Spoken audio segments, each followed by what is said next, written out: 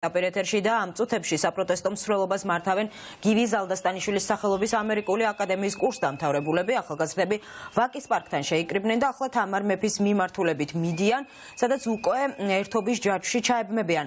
თათია წოწონავა აშუქებს ახალგაზრდების პროტესტს და ახლა პირდაპირ ეთერში განაგრძობს საუბარს. ნათია, ჩვენ ახლა ვიმყოფებით ჭავჭავაძის გამზირზე და მსვლელობა, ახალგაზრდების მსვლელობა მიუყვება ჭავჭავაძის გამზირს. აქედან ისინი გადაინაცვლებენ უკვე თამარ მეფის ხიდზე, სადაც ისინი ჩაებმებიან ჯაჭვში. თქვენ ხედავთ პარალელურად თბილისის სახელმწიფო უნივერსიტეტის მეორე კორპუსთანაც არიან შეკრებილი მოქალაქეები და სავარაუდოდ ისინი დაიძვრებიან უკვე 7 ხიდიდან ერთ-ერთი მიმართულებით, ვინაიდან სწორედ 7 ხიდზე დღეს მოქალაქეების ერთობის ჯაჭვი გაკეთდება. გივი ზალდასტანიშვილის სახელობის ამერიკული აკადემიის კურსდამთავრებულების მარშს მიუყვებით. ჩვენ ახლა მე გავესაუბრები აქციის მონაწილეებს, მოგესალმებით.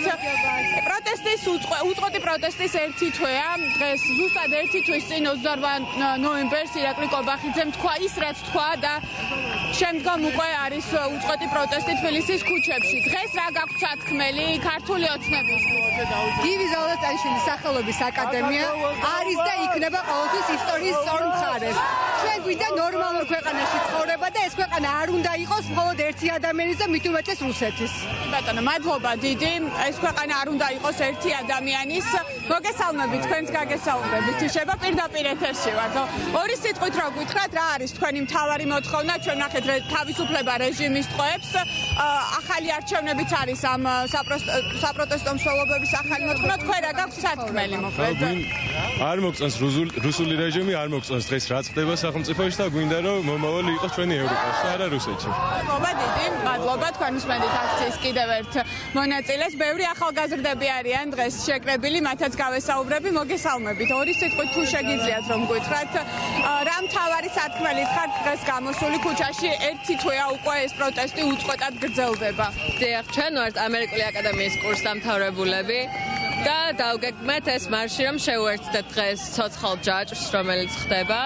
ჩვენი მთავარი მოთხოვნები არის პირველ რიგში ახალი არჩევნების დანიშვნა, ყველა რეჟიმის პატიმრის გამოშვება და ჩვენ აქ დღეს ვიცავთ ჩვენი ქვეყნის დამოუკიდებლობას, ტერიტორიულ მთლიანობას და თავისუფლებას. მადლობა დიდი, მადლობა. ასეთი არის განწყობა დღეს ახალგაზრდებში, აქციის მონაწილეებში. საკმაოდ დიდი მსვლელობა მოუყვება ჭავჭავაძის გამზირს. პარალელურად თქვენ ახლა ხედავთ თბილისის სახელმწიფო უნივერსიტეტის მეორე კორპუსთან შეკრებილ მოქალაქეებს, რომლებიც როგორც მე ვხვდები, უერთდებიან ამ მსვლელობას, უერთდებიან და სავარაუდოდ ერთობლივი მსვლელობა დაიწყება უკვე უნივერსიტეტის მიმდებარე ტერიტორიიდან. ძალიან ბევრი ხალხია დღეს ჭავჭავაძის გამზირზე.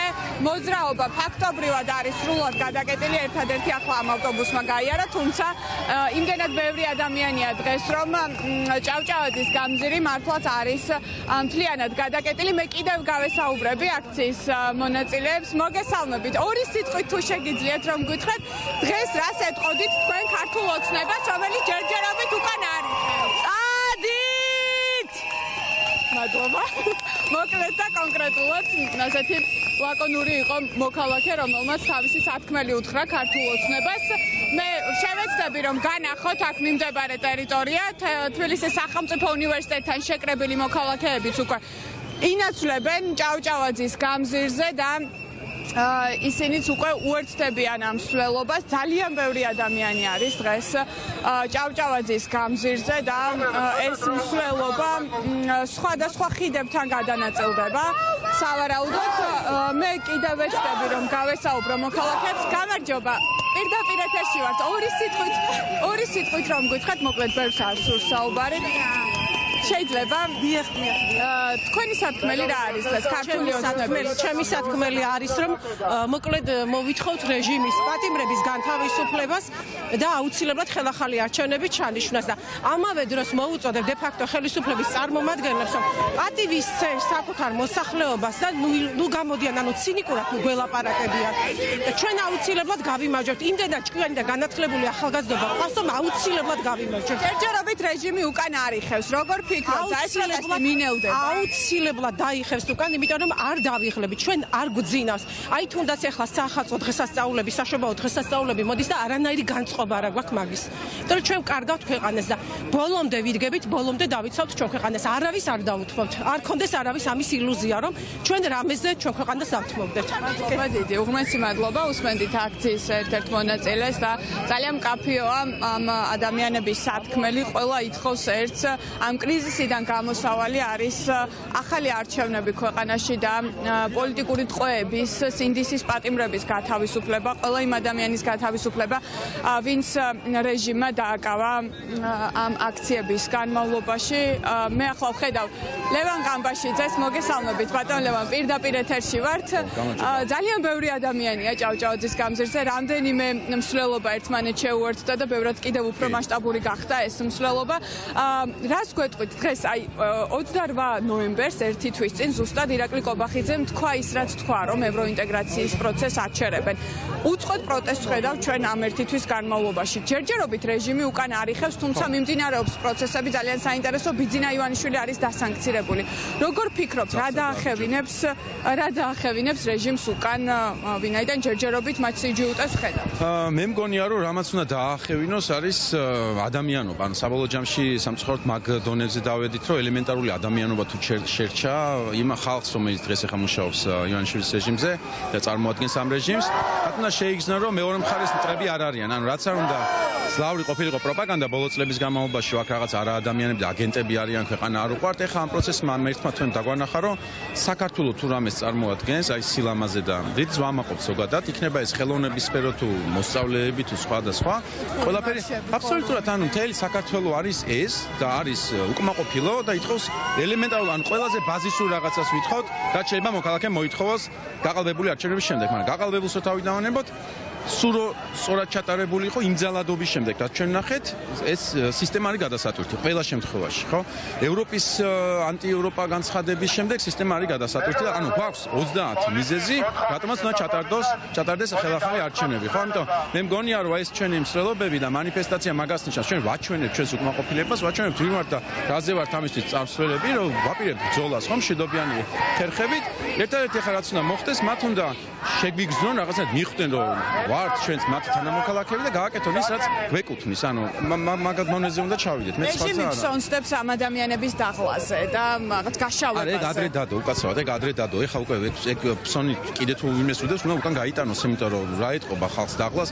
ანუ ჩვენ ვიგონებთ ახალ ფორმებს, ვიგონებთ იმასაც, აქამდე არც რეჟიმს და ჩვენ წარმოადგენა არ ქონდა, რომ შეგვეძლო და ფაქტია, რომ შევძელით. ანუ ყოველ მომრი გამოწვევაზე, რავი, სიცივის გვეშინო და გარეთ აღმოჩნდა, რომ დგებით, დაღლის გვეშინო და ღამეებს ვათენებთ, ძალადობის გვეშინო და გარეთ, რა ვიცი, აგერ სად ჩანს, რომ ყველა ნაცემი ადამიანი ვინც იყო, გარეთ რო გამოდის ადმინისტრაციული შემდეგ, ისევ ამბობს, რომ გარეთ დავდგები. ხო, ამიტომ ის რაღაცა კარტები, რაც ქონდა, ყველა ჩაეფუშა.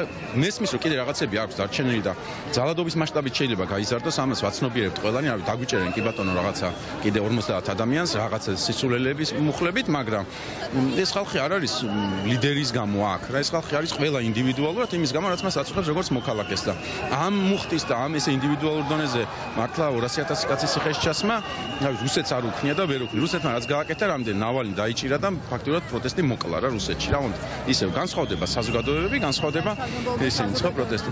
რა თქმა უნდა, მაგას ანუ მაგიტომაც ვერაფერს ვერ უშვება რა, იმიტომ რომ არ პოლიტიკოსები არ არიან, ხო? რაღაცა NGO-ებს არ ბრალეს, NGO-ები არ არიან, რაღაცა ლიდერებს ეძებს, არც ლიდერები, ყველა არის ლიდერი ინდივიდუალურად, ხო? ამიტომ და იმედიანად ვართ რა ყოველ შემთხვევაში.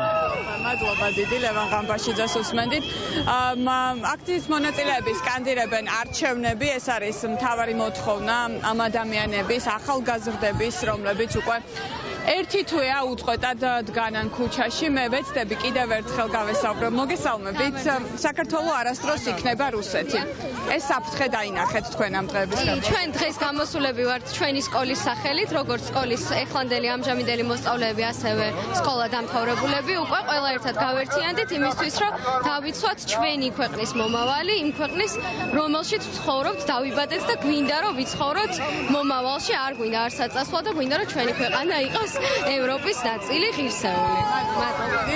აქციის კიდევ ერთ მონაწილეს უსმენდით. მოკლედ განწყობა ძალიან ამაღლებულია ჭავჭავაძის გამზირზე. მოქალაქეები უკვე გადაინაცვლებენ სხვადასხვა ხიდებზე, მათ შორის ერთი ხიდი, ეს არის თამარ მეფის ხიდი, სადაც ისინი ჩაებმებიან ერთობის ჯაჭვში. სწორედ ასე ქართული ოცნების ღიად რუსული განაცხადიდან ერთი თვის თავზე მოქალაქეები ერთობის ჯაჭვს კრავენ და რეჟიმს მოუწოდებენ ჩანიშნოს დროულად ახალი არჩევნები და გაათავისუფლოს პოლიტიკური პატიმრები.